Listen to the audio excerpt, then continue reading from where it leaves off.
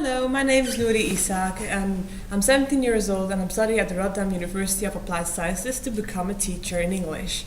My favorite food is spaghetti, but you can really wake me up for anything and everything, except for vegetables, but yeah, okay. The favorite thing that I like to do is hang out with friends and watch movies because I like movies. And yeah, that was it all. Yeah.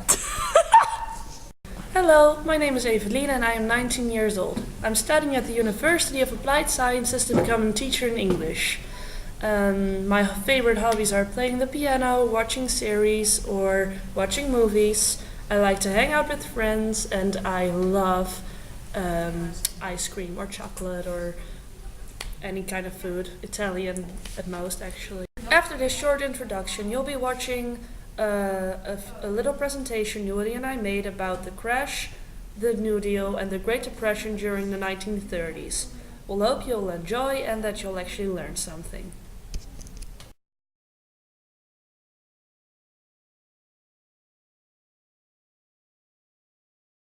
Okay, let's look at our table of content.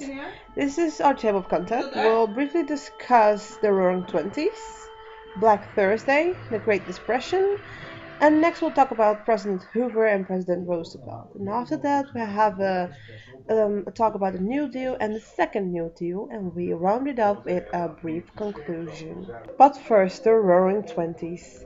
In this decade, America was one of the richest countries in the world. New adventures such as vacuum cleaners, washers, toasters, and improvements on radios and cars were the order of the day.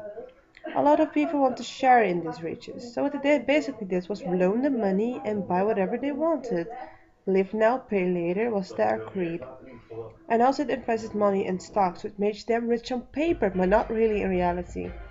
The Roaring Twenties were a decade of parties, extreme wealth, and endless possibilities. But it wasn't really endless after all. In September 1929, people were wondering whether the stocks didn't get too expensive. Some people started selling them already. This had an effect on the stock market, were plummeting prices. It seemed to be a temporary setback until the 24th of October. The motto "Live Now, Pay Later" became very real. October 24th, the day Wall Street collapsed completely.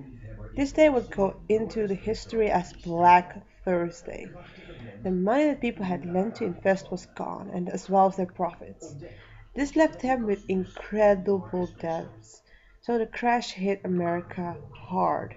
This picture is the perfect example of how people responded after the crash. They went on the streets of Wall Street, crazy, not knowing what to do, in panic and chaos. After the crash, things went from bad to worse. More and more companies were bankrupted, and in 1932 the stocks lost over 90% of their value. The crash was followed by a decade-long recession worldwide. This recession is now known as the Great Depression.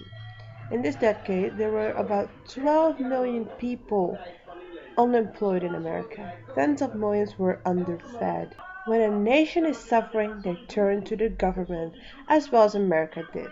And at the top was President Hoover. He was the 31st president of the USA.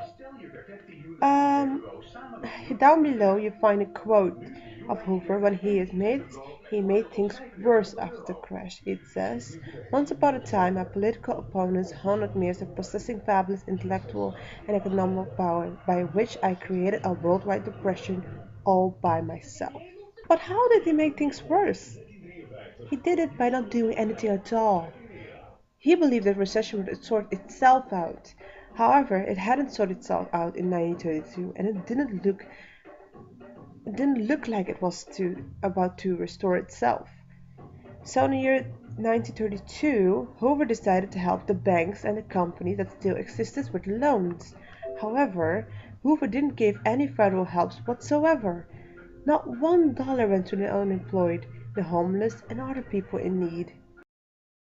So, Hoover wasn't really doing a great job in how he handled the Great Depression, and elections were coming soon. As expected, in the elections of 1932 a new president was chosen, Franklin Delano Roosevelt. In his campaign, he promised a New Deal for the American people. At first, people didn't really expect a lot of change. However, after he got elected, this is what they got. The New Deal was mainly focused on the 3 R's: relief for the unemployed, recovery of the economy, and reformation of the financial system to prevent this ever happening again.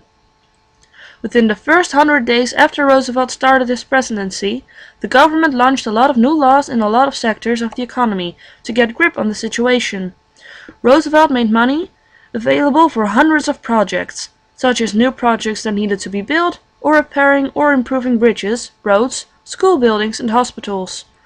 These plans created over millions of new jobs, and it improved the infrastructure of the US. One of the very famous projects is the Hoover Dam in Colorado. It was also built in the 1930s. Back in the day, it was known as the Boulder Dam. The results were an almost immediate recovery of the economy.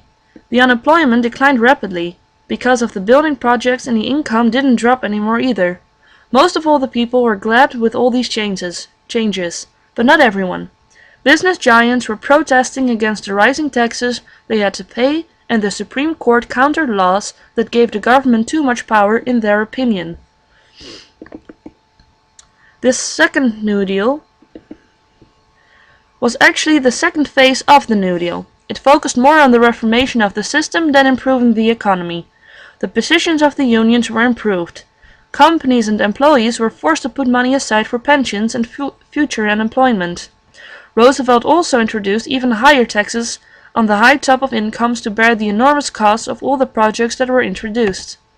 In 1936, Roosevelt was rewarded with a victory after elections.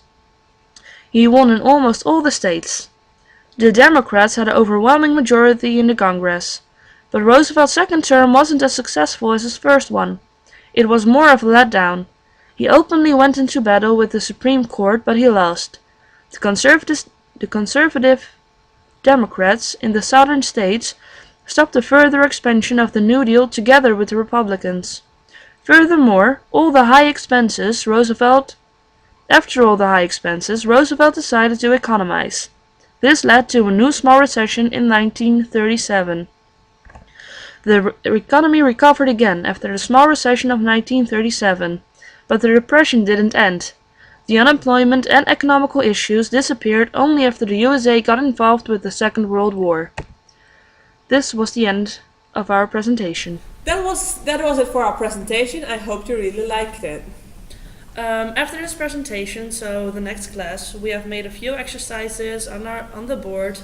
And we hope you'll be able to answer all the questions we made. Yeah, so you have a little revision on what you've just learned. And in the end of the clip, there's homework, unfortunately. But just think like this, when you make the homework, you actually have a shot at getting an A+ on your test, or a 10. That's what we're aiming for. Good luck, you guys! Bye!